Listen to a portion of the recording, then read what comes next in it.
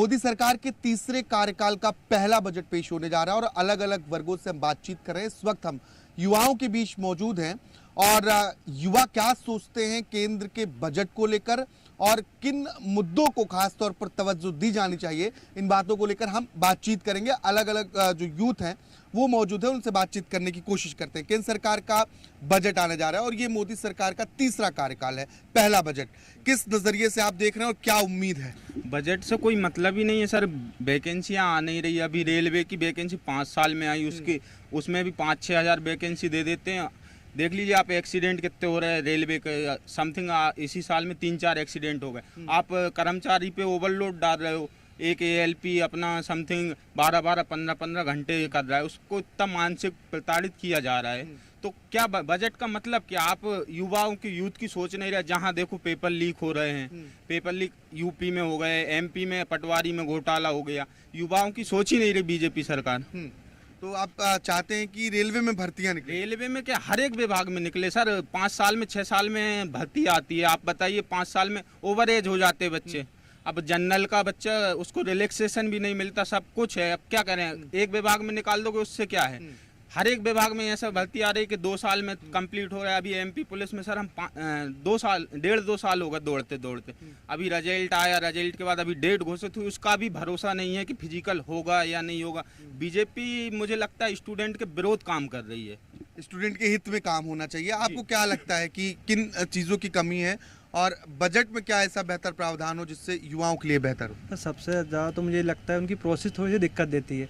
क्या नोटिफिकेशन निकाल देते हैं, 1 महीने बाद फिर फॉर्म में संशोधन होता है, उसके बाद फिर वो वैकेंसी बढ़ाते घटाते हैं, फिर उसके बाद यही प्रोसेस होती है। 1-1.5 साल तो पेपर कराने में करते हैं। जैसे 2019 की भर्ती इन्हें 2023 में आगे कंप्लीट करी थी रेलवे की। इस बार भी उन्होंने ये किया, फरवरी में नोटिफिकेशन निकाल दिया, अब वैकेंसी अपडेट हुई है, फिर पता नहीं कब पेपर होगा। मतलब 2-3 साल तो हर भर्ती को लेते ही लेते हैं। मेरे हिसाब से हर चीज़ टाइम पे होना चाहिए। जैसे इलेक्शन के रिजल्ट होते हैं टाइम पे, पहले हो जाता है कि 17 चरण में होंगे, 7 चरण में होंगे, 8 चरण में होंगे, फिर इस डेट को डेट आएगी, फिर काउंटिंग होगी। ये सब चीज़ प्रोसेस यहाँ भी होनी चाहिए। ऐसा नहीं कि सिर्फ अपने का देखें। चीज़ की एक डेडलाइन तय होनी चाहिए और उसी टाइम पे होना चाहिए। 19-20 चलता है, लेकिन ऐसा नहीं कि एक साल की चीज़ 1 साल में जो भर्ती होनी चाहिए वो 3-3 साल चल जाए। तो ये बहुत दिक्कत देती है। यूथ होने के नाते आप किस नज़रिए से देखते हैं कि बजट में क्या ऐसा होना चाहिए जिससे आप लोगों की बेहतरी के लिए काम हो सके? देखिए, युवा है ना, बैकबोन है देश का, और उसके लिए अच्छा करना चाहिए गवर्नमेंट को, और बजट में एक अच्छा खासा अमाउंट देना चाहिए। क्योंकि आप अगर अमाउंट ही नहीं देंगे तो कुछ प्रोसेस नहीं होगी, और ऊपर से जब नहीं आएगा बजट तो फिर आगे की प्रोसेस तो संभव ही नहीं है ना। तो मेरा अनुरोध यही है कि अच्छे से प्रोसेस करें। और जो सैलरी है हम लोगों की, जो एम्प्लॉय हम कांस्टेबल के लिए, तो वो अभी कितना 70% देने का बोल रहे हैं। तो 70% में क्या होता है, मतलब 14,000 अगर मिलेगा तो 14,000 में तो क्या ही चलता है, आप ही जानते हैं। मतलब कितना आप 6,000 रेंट देंगे और मतलब बच्चों को पढ़ाना सभी चीज़ें, तो 14,000 में कुछ नहीं होता। एटलीस्ट आपका जो 100% है, क्योंकि हम भी तो वही मेहनत कर रहे हैं ना जो सब कर रहे हैं। तो हमारे साथ ये अन्याय क्यों? हम लोग भी मेहनत कर रहे हैं, सुबह 4 बजे से सब लोग उठ के आते हैं, पूरा 1 साल हो गया करते करते। अभी 4थे साल में जाके आपको 100% सैलरी मिलती है शायद, संभवतः ये नहीं? हाँ, 4थे साल में देते हैं। तो जब तक 3 साल हम क्या करेंगे? मतलब 14,000 में तो हमारा गुजारा ही नहीं हो पाएगा सही से। इसके अलावा और क्या आपको समझ में आता है कि जहाँ पर संशोधन सुधार की ज़रूरत है या आपको लगता है कि बेहतर काम होना चाहिए? देखिए, बेहतर काम तो अभी हम लोग युवा हैं तो हम लोग तो यही बोलेंगे कि युवा के लिए बेहतर करना चाहिए, और बस। Thank you. आपको क्या लगता है, आप किस तरीके से? मुझे ये लगता है कि जैसे टॉप लेवल की जो वैकेंसी है, नीट जैसी वैकेंसी में भ्रष्टाचार हो रहा है, घोटाला हो रहा है। तो मैं भारत सरकार से निवेदन करना चाहती हूँ कि अपनी व्यवस्था को बनाए रखें और हम यूथ के बारे में ज़रूर सोचें एक बार। जो पेपर्स लीक हो रहे हैं उसको लेकर मैम सवाल उठा रही हैं। आपको क्या समझ में आता है, क्या लगता है आपको कि किस क्षेत्र में ज़्यादा बेहतर काम करने की ज़रूरत है? वैसे जैसे पेपर लीक हो रहे हैं, इन पे मतलब ध्यान दिया जाए। पेपर लीक को रोकना चाहिए। इससे युवाओं के साथ खिलवाड़ हो रहा है, ऐसा लगता है आपको? हाँ, युवाओं के साथ खिलवाड़ हो रहा है, और जांच वगैरह भी हो जाती है, उसके बाद भी कुछ नहीं होता है। अच्छा। हाँ। पटवारी घोटाला ही देख लीजिए आप। पटवारी घोटाले में मतलब सब पूरा ट्रांसपेरेंट था, सब चीजें सामने आई, उसके बाद भी मतलब उन्होंने बोल दिया कि नहीं। तो ट्रांसपेरेंसी होनी चाहिए, हर वैकेंसी में होनी चाहिए, नीचे से लेके ऊपर तक। क्योंकि जब हम मेहनत करते हैं, 100% देते हैं अपना, 24 घंटे में से 12-12, 13-13, 14 घंटे जब युवा पढ़ रहा है तो उसे चाहिए। आंखें खराब हो रही हैं, सभी चीजें हैं, तो होना चाहिए ये कि ट्रांसपेरेंसी होनी चाहिए। हमें हमारी मेहनत का तो फल मिलना चाहिए ना एटलीस्ट। जी, आप किस तरीके से देखते हैं इसे, क्या नाम है? भर्ती प्रक्रिया को लेकर कहना चाहूँगी कि ये भर्ती प्रक्रिया मध्य प्रदेश सरकार की बहुत धीमी गति से चल रही है। जैसे 2020 की भर्ती 2022 में पूरी हुई है और जो अभी ये जो चल रही है 2023 की भर्ती, अभी 24 होने को पूरा आ गया, पर अभी तक वो पता ही नहीं है कि कब भर्ती पूरी होगी। फिजिकल कर करके थक गए, 1 साल होने को आया। हमारे घर वाले ने कैसे हमें भोपाल पहुँचाया हमें पता है, इसलिए जो प्रक्रिया है वो जल्दी की जाए, साल भर होने को आया है। भर्ती प्रक्रियाओं की बात हो गई, पेपर लीक की बात हो गई, इसके इतर कुछ मुद्दा आपके दिमाग में है?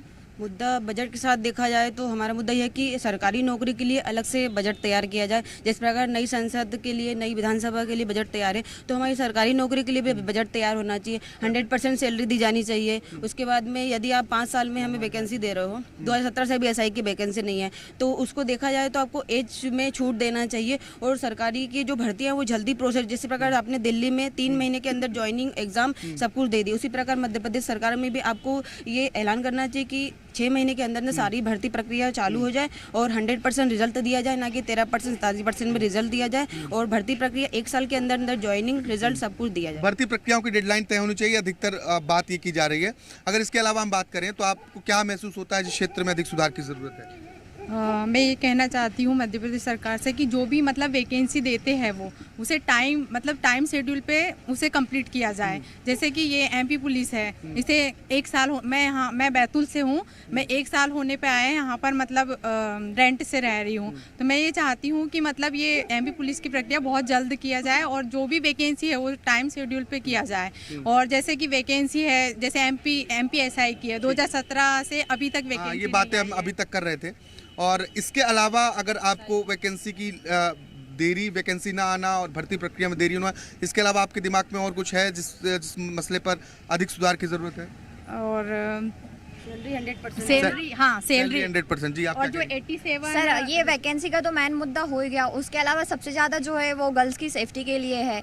लड़कियां यहाँ पे असुरक्षित रहती हैं और ऊपर से हेल्थ इशू भी बहुत सारे चल रहे हैं। तो हमारे यहाँ बजट में ना सारी चीज़ें, इंडिया में सब चीज़ें टाइम टू टाइम चल रही हैं। बस क्या नहीं होता कि एक तो गर्ल सेफ्टी के लिए कुछ भी नहीं होता, केस भी चलते रहते, पेंडिंग डले रहते, ऊपर से सेफ्टी और हेल्थ इश्यूज़ के लिए भी उतनी ना सुविधाएं हैं ना ही कुछ है। अगर बनते भी हैं तो जो बड़े लोग हैं वो तो उनका हेल्थ योजनाओं का फ़ायदा ले लेते हैं, पर छोटे लोग तक तो वो पहुंचती ही नहीं है। मेन चीज़ महिला सुरक्षा को लेकर आप क्या कमी देखती हैं? बहुत सही मुद्दा है, महिला सुरक्षा की बात नहीं हो रही है।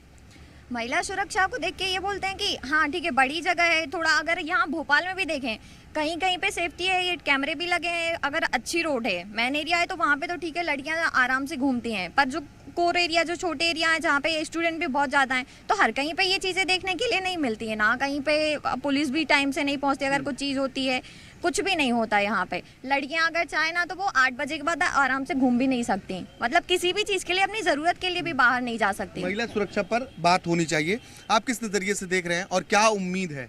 सर, मैं मेन तो बजट के बारे में ये बोलना चाहता हूँ कि सबसे पहले तो यहाँ एक भर्ती आयोग का गठन किया जाना चाहिए कि हर साल जो भर्तियाँ निकलती हैं वो भर्तियाँ निकलती हैं पर प्रोसेस में नहीं हो पाती हैं, 5-5 साल 6-6 साल लग जाते हैं। इसके लिए उन्हें एक कैलेंडर अपडेट करना चाहिए कि भाई जिस डेट में हम कैलेंडर अपडेट कर रहे हैं, सितंबर में पेपर लेना है तो सितंबर में होना चाहिए।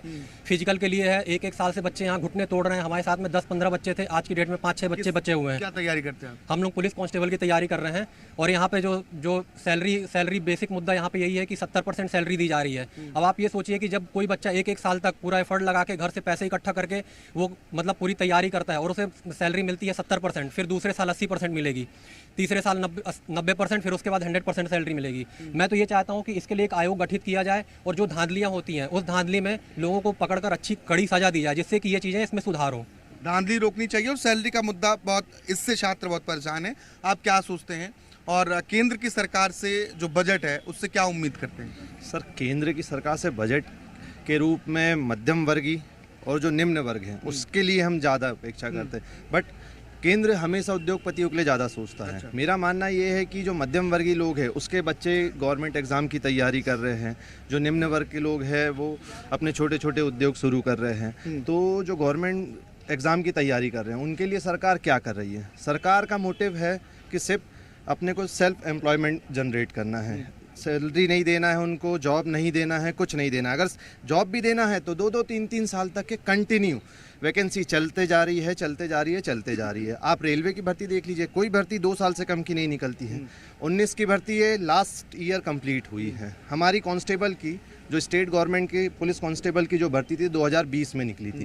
पूरा 2 साल लगा सर उसको कंप्लीट होने के लिए। और जो हम जिसके भी तैयारी कर रहे हैं, लास्ट ईयर अगस्त में उसका एग्ज़ाम शुरू हुआ था और आज अगस्त आने वाला है। तब से बच्चे दौड़ रहे हैं और कुछ नहीं हो रहा है। अभी एक डेट दी है उन्होंने, एक लेटर सर्कुलेट किया, बट उसका भी कोई वो नहीं है प्रूफ कि वो कंफर्म है कि उसी डेट पे होने वाला बदल जाए डेट, हो ही जाएगी सर, हो चुकी है, 3-4 बार डेट बढ़ चुकी है, उसमें कोई वो नहीं है। और बात करें सैलरी की, ग्रेड पे देख लीजिए, grade pay Madhya Pradesh government का सबसे कम है। पुलिस कांस्टेबल का ग्रेड पे ही 1900 है। यूपी कांस्टेबल का आप कंपेयर कर लीजिए, महाराष्ट्र का कर लीजिए, बट उसमें भी 70% सैलरी है। सर आप बताइए ना, आप 70% में निकाल लेंगे घर? कोई नहीं निकाल पाएगा। गवर्नमेंट को बोल दीजिए। एक और लोगों से बातचीत करते हैं, आपको क्या समझ में आता है, क्या चाहते हैं कि किन क्षेत्र में ज़्यादा बेहतर काम होना चाहिए? सबसे पहले तो ये है, हर चीज़ बिल्कुल प्रॉपर टाइम पे होना चाहिए। चुनाव आता है, बिल्कुल एक पहले से डेट फिक्स रहती है कि इतने चुनाव इतने तारीख में हो जाएगा। उसके बावजूद भी हम लोगों को पहले स्टेट का इलेक्शन हुआ, स्टेट की में अपन को 3 महीने का तुम्हारा पूरा प्रोसेस निकाल दिया। उसके बाद दूसरा चुनाव में हमें 2 महीने का होल्ड मिला, हमने सोचा अभी हो जाएगा, कुछ नहीं हुआ। 2 महीने के बाद केंद्र का इलेक्शन आ गया, केंद्र का इलेक्शन भी हो गया, उसके बाद भी हम लोगों को कोई रिजल्ट नहीं। उसके बाद अभी 3-4 महीने बाद जैसे तैसे एक लेटर सर्कुलेट हुआ है कि आप लोगों का फिजिकल का ये डेट है, लेकिन वो भी कोई कंफर्म नहीं है। लेकिन उपचुनाव फिक्स है कि उपचुनाव इतनी तारीख को छिंदवाड़ा में अभी हुआ था उपचुनाव, तो वो कंप्लीट हो गया। उसके बाद अभी 10 सीटों पर जैसे यूपी में इलेक्शन होना है, तो वो भी उपचुनाव फिक्स है कि इतने तारीख में वो भी हो जाएगा। लेकिन हम लोगों युवाओं के बारे में सरकार बिल्कुल नहीं सोच रही है, और युवाओं को लेकर तो सरकार का सिर्फ एक ही एजेंडा। और अभी एक नया फॉर्मूला और लगाया है सरकार ने कि 5000 भी अगर एम्प्लॉय लेंगे तो उनके लिए रोजगार का मेला ऐसे लगाएंगे जैसे बिल्कुल सभी पूरे घर को नौकरी दे दी हो। रोजगार मेला का और ऐसा ट्रेंड बना दिया है, जब जैसे भर्ती 5 साल में एक बार आना है, 1 लाख भी भर्ती नहीं होना, लेकिन रोजगार मेला ऐसे दिखाया जाएगा कि जैसे सभी को बिल्कुल ऐसे रोजगार दे दिया हो कि पूरा का पूरा भर्ती कर दिया हो। भर्ती प्रक्रियाओं की जो टाइमलाइन है वो सेट होनी चाहिए, ये सबसे बड़ी मांग जो युवाओं की है वो देखने को मिल रही है। आप क्या कहेंगे? सबसे पहले तो मैं आप जैसे मीडिया कर्मियों को बहुत धन्यवाद देना चाहूँगा, जो अत्यंत ज्वलनशील मुद्दे को आप लोग जनता के सामने पहुँचा रहे हैं। देखिए, वर्तमान में मैं सभी बच्चों की तरफ से माननीय प्रधानमंत्री नरेंद्र मोदी जी को और हमारे मुख्यमंत्री मोहन यादव जी को ये बोलना चाहूँगा, मध्य प्रदेश सहित पूरे भारत में आप स्थायी रोजगार सृजित करें। जिस प्रकार से रोजगार को सभी योजनाओं के द्वारा दरकिनार किया जा रहा है, सभी मुद्दों पर चर्चा की जाती है, लेकिन रोजगार ऐसा मुद्दा है जिस पर ना तो इस देश के केंद्रीय मंत्री बात करते हैं, ना ही राज्य मंत्री बात करते हैं, और ना ही राज्य की सरकारें बात करती हैं। दूसरी बड़ी बात, इस देश में किसी भी स्तर पर शिक्षित लोगों को कहीं भी योग्य नहीं माना जा रहा है। यहाँ पर आप देख लीजिएगा, अधिकतर बच्चे इंजीनियर हैं, बड़ी बड़ी डिग्री लिए हुए हैं, लेकिन जो एग्जाम दे रहे हैं वो 10th और 12th लेवल का दे रहे हैं। तो हमारी जो योग्यता है, उस योग्यता के आधार पर आप रोजगार देंगे, वो ज़्यादा अच्छा होगा। उससे हमारे देश की गरीबी भी खत्म होगी, भ्रष्टाचार भी खत्म होगा, भुखमरी खत्म होगी, निर्धनता खत्म होगी, और साथ में लोगों की स्तर जो है, लिविंग स्टैंडर्ड है, वो भी बढ़ेगा। आप पूरे देश में जब सब कुछ हर स्तर पर कानून बना सकते हैं, तो पेपर लीक के लिए कानून क्यों नहीं बनाया जा सकता? पूरे देश में नीट हो या किसी भी बड़े स्तर का एग्ज़ाम हो, कितनी मेहनत करता है स्टूडेंट, इस बात का अंदाज़ा स्टूडेंट और उसका परिवार के अलावा कोई नहीं लगा सकता। तो सरकार को बड़े स्तर पर जो पेपर लीक हो रहा है, समय पर भर्तियां निकालिए, समय पर पेपर करवाइए, रिजल्ट दीजिएगा और योग्य लोगों को आप अंदर लीजिएगा। भ्रष्टाचार के द्वारा अयोग्य लोगों को अंदर लेने का जो ये फर्जीवाड़ा चल रहा है, इसको रोकने का प्रयास प्रथम स्तर पर करें। अन्य सभी समस्याएं हम स्वयं सुलझा लेंगे, आपकी हमें ज़रूरत नहीं पड़ेगी। धन्यवाद। तो ये सरकार से मांग है इन लोगों की, और तमाम लोगों उनसे भी बातचीत करेंगे।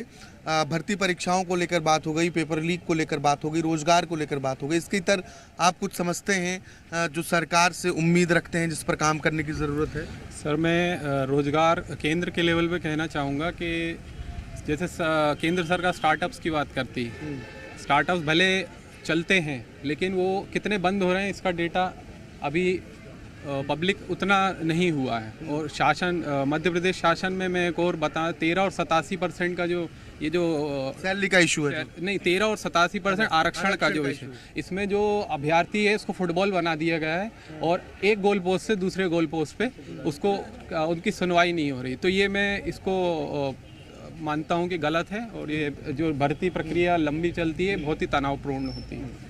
क्या देखते हैं सर आप, क्या उम्मीद करते हैं कि किन चीज़ों पर बेहतर काम करने की ज़रूरत है? सर मेरा नाम अजय चौधरी है और सरकार से उम्मीद करते हैं कि जो प्रक्रियाएं चल रही हैं भर्ती को लेकर, मेरे साथियों ने बताया कि बहुत सारे मुद्दे बताए हैं इस भर्ती को लेकर कि पेपर लीक हो रहे हैं, प्रक्रिया टाइम टू टाइम नहीं हो पा रही है, सरकार डिसीजन लेती है, पता नहीं किस प्रकार के डिसीजन लेती है। विधानसभा चुनाव हो चुके हैं, लोकसभा चुनाव हो चुके हैं, इनकी सरकार आ गई है, केंद्र में भी सरकार आ चुकी है, राज्य में भी सरकार आ चुकी है, सरकार स्टेट गवर्नमेंट का बजट आ चुका है, अब केंद्र सरकार का बजट आने वाला है। लेकिन हम जहाँ थे आज वहीं खड़े हैं। मैं यहाँ पे भोपाल में लगभग बीते 2 वर्षों से तैयारी कर रहा हूँ और 1 साल से ऊपर इस प्रक्रिया में लगा हूँ सर। आज तक फिजिकल कर रहा हूँ सर, 4 बजे रात को उठते हैं, लेकिन अब तक हमें कोई उम्मीद नज़र नहीं आ रही कि सर हमारा फिजिकल कब होने वाला, कब हमें भर्ती मिलेगी। और भर्ती मिलेगी सर किस उम्मीद पे, मात्र हमें 17,000 रुपये मिलेगा। 17,000 में हम खुद का पालन पोषण करें, हमारे परिवार का पोषण करें या फिर अपनी सामाजिक मतलब सुविधाओं को देखें। सर 17 बहुत कम सैलरी दे रहे हैं, 70%, 80%, 90%। सर 1900 वेतनमान दे रहे हैं, सैलरी भी इतनी कम, काम हमसे जरूरत से ज़्यादा लेंगे ये लोग। तो सर मैं यही चाहता हूँ कि सरकार धांधलीबाजी को हटाए, प्रक्रिया टाइम टू टाइम कराए और जो भर्ती प्रक्रिया टाइम टू टाइम करा के और बच्चों को भर्ती दे, चयन दे। और जो युवाओं अग्निवीर योजना को लेकर कई तरीके के सवाल उठे थे, उसको लेकर अभी आप क्या सोचते हैं? अब इतना समय भी बीत चुका है सर। अग्निवीर सर ये डिसीजन एक प्रकार से सर युवाओं को भी गलत लगता है और जिनने डिसीजन लिया, कई ऐसे मैंने मतलब नाम सुने हैं जिन लोगों ने जो करंट में आर्मी भर्तियों में है और बड़े उच्च पद पर बोली भी इस चीज़ को गलत ठहराया उन लोगों ने भी। बोल रहे हैं कि 4 साल सर क्या 4 साल बाद युवा क्या करेगा? 11 लाख रुपए में ज़िंदगी नहीं काट सकता कोई भी। अब उसको 7 साल बढ़ा दिया गया भर्ती, अग्निवीर की भर्ती को। लेकिन अब सुनने में आ रहा है कि यहाँ आने वाले टाइम में उसको पुनः जैसा था वैसे ही करने की इनकी योजनाएं चल रही हैं शायद, लेकिन सरकार का कोई डिसीजन पता नहीं चलता सर किस प्रकार से निर्णय लेते हैं। युवाओं के लेकर बात करते हैं, लेकिन युवा इनके लिए कोई मुद्दा नहीं है। युवा सिर्फ और सिर्फ वोट बैंक है इनका, इनके लिए वोट बैंक के यूज करते हैं। और हम लोग सर एक उम्मीद से कि हमें आगे वाला हमारा भविष्य अच्छा होगा, इसलिए हम सरकार को वोट पे वोट दे चाहते हैं कि हमारी सरकार आएगी और हमें हमारे लिए न्याय देगी। लेकिन ऐसा कुछ नहीं करती है सरकार से मैं यही चाहता हूँ कि नियम कायदे सही से चलाए और प्रक्रिया पूर्ण करे। जय हिंद। बहुत सारी मांगे हैं युवाओं के बीच में, आपको लगता है, क्या लगता है? और शिक्षा व्यवस्था जो अब तक की रही है देश की, उसमें सुधार की ज़रूरत महसूस करते हैं या फिर सब कुछ ठीक है? नहीं, शिक्षा विभाग में तो सुधार की बहुत ज़रूरत है सर।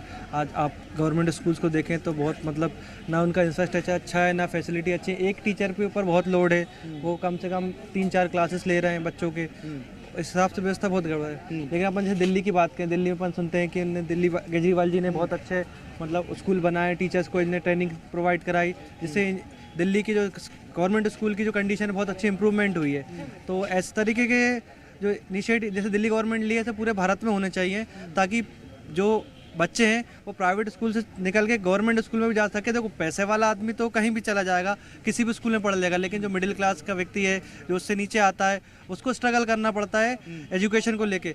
अब स्टार्टिंग से देखो आज की डेट में भोपाल में देखेंगे तो आपको एक एवरेज स्कूल की नर्सरी की फीस मिल जाएगी आपको 900 से 1000 रुपये के आसपास। लेकिन आप गवर्नमेंट स्कूल की बात करें तो गवर्नमेंट स्कूल में हम चाहते हैं कि किसी बच्चे को डालें तो वहाँ पे कंडीशन आपको पता ही है, 2-4 टीचर रहते हैं, वो भी टाइम पे नहीं आते हैं, उनकी बिल्डिंगों का रिस्क रहता है, ना वहाँ पे वॉशरूम वगैरह क्लीन मिलते हैं, ना कुछ मिलता है, ना गेट है, ना स्मार्ट बोर्ड वगैरह है जो सरकार बात करती है डिजिटल इंडिया की। वहाँ स्कूलों में कुछ नहीं है, होगा भी किसी एक आध स्कूल में तो नाम मात्र के लिए कैबिन टाइप का होता है, और कोई इंस्पेक्शन पहले ही आया तो उसको दिखा देंगे हाँ भैया हमारे पास डिजिटल रूम है, वहाँ बच्चों को हम इस तरीके से पढ़ाते हैं। मगर गवर्नमेंट की चीज़ है ना उसको पूरी तरीके से डिस्ट्रॉय कर रही है, मेंटेन नहीं कर पा रही है। तो मेंटेन करने की भी ज़रूरत है। हाँ, जैसे आप हॉस्पिटल्स की बात करें तो वहाँ भी कंडीशन यही है, ऐसा नहीं कि बहुत अच्छी कंडीशन हॉस्पिटल्स में भी। हॉस्पिटल में आप देखेंगे तो बहुत सारी लंबी लंबी लाइनें मिलेंगी, वहाँ भी पब्लिक परेशान होती रहेगी, वहाँ पे भी मैनेजमेंट डिस्टर्ब रहता है, कोई कहता मैं पहले खड़ा था, कोई कहता मैं पहले खड़ा था, ना कोई मतलब व्यवस्था नहीं है। वहाँ पे भी देखा जाएगा तो पूरा लोड वो गार्ड पे देते हैं कि वो गार्ड पे सिक्योरिटी भी देखे प्लस ये भी देखे कि हाँ कौन किस सीक्वेंस में आ रहा है नहीं बना हुआ है उसे और दुरुस्त किया जाना। हाँ, मेन चीज़ है सिस्टम तो ठीक है, उसमें इंप्रूवमेंट की ज़रूरत है, उसमें सुधार लाने की ज़रूरत है। जितना अच्छा व्यवस्था मैनेजमेंट लेके आएंगे उतना अच्छा काम करेगा वो सर। बाकी और जैसे एम्स जैसे हॉस्पिटल में और बनाना चाहिए इंडिया में, तो ये मानता हूँ वहाँ की व्यवस्था अच्छी लगती है मुझे। और अस्पतालों को दुरुस्त किया जाना चाहिए, शिक्षा व्यवस्था में सुधार की ज़रूरत है। आप क्या करते हैं? मैं यही तैयारी कर रहा हूँ। तैयारी करते हैं, तो क्या आप उम्मीद करते हैं कि केंद्र सरकार की तरफ से जो चीज़ें बेहतर होनी चाहिए उनकी बेहतरी के लिए काम करना? मैं केंद्र सरकार और राज्य सरकार से यही उम्मीद करना चाहता हूँ कि हर जो भी प्रक्रिया हो वो बिल्कुल निष्पक्ष होनी चाहिए। कोई भी प्रक्रिया होती है कुछ ना कुछ उसमें कोई ना कोई दिक्कत करते ही हैं, और हम लोग की प्रक्रिया इतनी लंबी कर देते हैं, जैसे आज डेट निकालेंगे तो 2 साल बाद उसको प्रक्रिया को पूर्ण करेंगे। इसलिए बस ये करें कि जो कर रहे हैं बिल्कुल निष्पक्ष करें और समय समय पर सब कुछ करें। अच्छा। युवाओं के लिए पारदर्शी प्रक्रियाएं होनी चाहिए युवाओं के लिए। आप यूथ के तौर पर किस नज़रिए से देखती हैं पूरे अभी की जो हालात हैं उसको, और क्या चाहती हैं? अभी तो सब यूथ का सिर्फ एक ही है कि वैकेंसी टाइम टू टाइम आनी चाहिए और टाइम टू टाइम प्रोसेस होनी चाहिए। अच्छा, वैकेंसी अगर नौकरियों की तरह हम बात करें तो आपको सब कुछ दुरुस्त नजर आता है, कहीं सुधार की जरूरत नहीं है? नहीं, बहुत सुधार की ज़रूरत है। जैसे कोई भी एग्ज़ाम होता है तो उसमें कोई पारदर्शिता नहीं है। जैसे पटवारी का ही देख लो, जितनी भी हैं पहले से ही मोस्ट सीट बिक जाती हैं। अच्छा। तो वही चीज़ें हैं कि जो भी सुधार होना चाहिए। तो आप क्या कहेंगे? मैं सबसे पहले तो ये बोलना चाहूँगा, ये जो ये अब सरकार ने चलाया है 87-13% का, भले ये किसी एक आरक्षण है, आरक्षण के मामले में ये भले ही किसी एक पक्ष के अंदर आएगा, तो उन युवाओं की क्या गलती है जो या तो ओबीसी के पक्ष में आएगा या फिर जनरल के पक्ष में। तो जो जिसके पक्ष में आएगा उसको तो ठीक है, लेकिन जो जिसके पक्ष में नहीं आएगा उनकी क्या गलती है? वो तो मेहनत अपने 100% कर रहे हैं ना। मेहनत 100% चला और ये इनका रिजल्ट जो 87-13 ये कन्फ्यूज, ये कुछ समझ नहीं। 13 के मसले को सॉल्व किया जाना चाहिए। अभी क्या होता है 87% का रिजल्ट जारी होता है, 13 होल्ड होता है, 13% जनरल होल्ड होता है और 13% ओबीसी होल्ड होता है। पूरे देश में मध्य प्रदेश एक ऐसा प्रदेश है जिसने पूरी 29 लोकसभा सीटें बीजेपी को दी हैं और कम से कम 162 सीटें हमने विधानसभा में दी हैं। फिर भी अगर युवाओं के बारे में, प्रदेश के युवाओं के बारे में नहीं सोचा जा रहा है तो ये बीजेपी सरकार की बहुत बड़ी भूल है। तो प्रदेश के युवा क्या चाहते हैं? प्रदेश का युवा ये चाहता है कि जो उसके ज्वलंत मुद्दे हैं, भर्तियाँ जल्दी से जल्दी आएँ। अगर भर्ती आ भी रही है बहुत लेट उसकी प्रोसेस हो रही है। अब बिहार सरकार ने अभी 1,22,000 कांस्टेबल पद निकाले हैं। भर्तियों के अलावा बाकी सब कुछ ठीक है? नहीं, बाकी कुछ ठीक नहीं है। यहाँ ग्राउंड की सुविधा नहीं है। बच्चे आज भी गवर्नमेंट में कर रहे हैं, वो कॉलेज वाले प्रशासन कभी बंद कर देता है। एक अलग से ग्राउंड होना चाहिए बच्चों के लिए, अच्छी सुविधाएँ होनी चाहिए। शिक्षा व्यवस्था पूरी खस्ता पड़ी हुई है, युवाओं के लिए कुछ है ही नहीं प्रदेश में। बजट अलाउट करना चाहिए अच्छा सा। और जो आरक्षण वाला मुद्दा है वो 2019 से अभी भी चल रहा है, आज 6 साल हो गए, उस पर कोई आरक्षण का मुद्दा सुलझ नहीं पा रहा है। आपसे बातचीत कर लेता हूँ। आप क्या करते हैं? मैं तैयारी कर रहे हैं। अब तक जो देश में स्थितियां हैं और मोदी सरकार का तीसरा कार्यकाल है, कहाँ सुधार की अधिक जरूरत महसूस कर रहे हैं? सर, मोदी सरकार 2014 में आई थी। जब 2014 में आई थी तो उन्होंने वादा किया था कि हम हर साल प्रति वर्ष 2 लाख विद्यार्थियों को जॉब प्रोवाइड कराएंगे। सबसे पहले वो वहाँ पे विफल हुए। आप वादा कर रहे हैं, आप वादा करने के बाद 2 लाख भी नहीं दे रहे हैं। आप नीट जैसे एग्ज़ाम में पारदर्शिता नहीं है, वहाँ पे सरकार विफल हो रही है, दिन पर दिन विफल हो रही है। अग्निवीर विद्यार्थियों के भविष्य के साथ खिलवाड़ किया जा रहा है। अग्निवीर ऐसी योजना है जिससे देश में एक विद्यार्थी के मन में और परिवार के मन में एक अलग ही भावना उत्पन्न हो चुकी है। डर की भावना उत्पन्न है कि हमारा बच्चा अगर लग भी जाता है तो 4 साल के बाद वो क्या करेगा। उसके लिए कोई गवर्नमेंट हमें श्योरिटी देती है कि हम 4 साल बाद आपको कुछ वेतन देंगे या फिर किसी भी सरकारी दफ्तर में आप। अग्निवीर योजना को लेकर आप चाहते हैं कि योजना बंद हो, ऐसा कह रहे हैं? मैं बिल्कुल इसी पक्ष में हूँ कि अग्निवीर योजना बंद की जाए और आर्मी की जिस प्रकार से प्रक्रिया पिछले समय में की जाती थी उसी प्रकार आरक्षण का मुद्दा जल्दी सॉल्व होना चाहिए, क्योंकि मेरे 100 में से 79 मार्क्स हैं, फिर भी मेरे को 13% में डाला गया है। मैं दौड़ के परेशान हो चुका हूँ। अभी उसका कोई भरोसा नहीं है कब मेरी जॉब लगेगी नहीं लगेगी। क्योंकि आप ये सोचो 50% आरक्षण वैसे ही था, 10% आपने EWS और दे दिया। वो कितना 73 ले जाना चाहते हो? जनरल वाले बच्चों के लिए बचा क्या से? आप बहुत अधिक परेशान हैं? बहुत परेशान हूँ मैं, क्योंकि मेरी आज 27 एज हो चुकी है और अब इसमें भी मेरे को 13% उलझा के रखा हुआ है। धीरे आप ओवरेज हो जाएंगे। उसमें फिर हमको क्या मिलेगा? युवाओं के अलग अलग मुद्दे हैं, खासतौर पर नौकरी, वैकेंसियां, इसके अलावा आरक्षण। इन तमाम मसले को लेकर युवाओं ने अपनी बात रखी है और केंद्र सरकार के बजट को लेकर जो उम्मीदों हैं उस पर भी हमने चर्चा की है। देखना होगा कि इन युवाओं की उम्मीदों पर यह बजट कितना खरा उतरता है। कैमरा पर्सन अतुल जैन के साथ आकाश द्विवेदी, जी मीडिया, भोपाल।